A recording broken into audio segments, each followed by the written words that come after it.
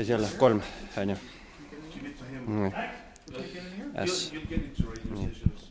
Arva ära, kummas käes on S. Siin? Õige, väga hea. Võtame veel ühe kaardi, võtame veel ühe 3, nüüd on 2 ühesugust 3, vaata kuhu läheb S. Kaardid selja tagant on kõik ühesugused. S on samasugune nagu 2 3-gi. Ma panen 3 sulle kätte ja S-a jätan endale kätte. Pum! Muutub 3, sest S just hüppas sulle kätte. Tead, mis teeme või? Teeme jälgimise lihtsamaks, ma panen S-a taskusse. Eks ole, siia. Nüüd jääb mõlema silma jaoks 1, mis kaart? 3.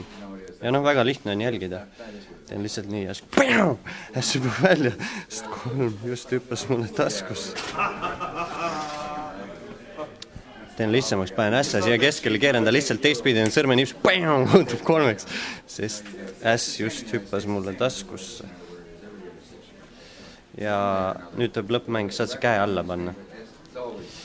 S on siin, 2 3 jäänud, kui ma nüüd panen 3 su käe peale, hakkame kõik kahtlema, eks oli see 3 või oli see, see võis S olla täiesti vabalt.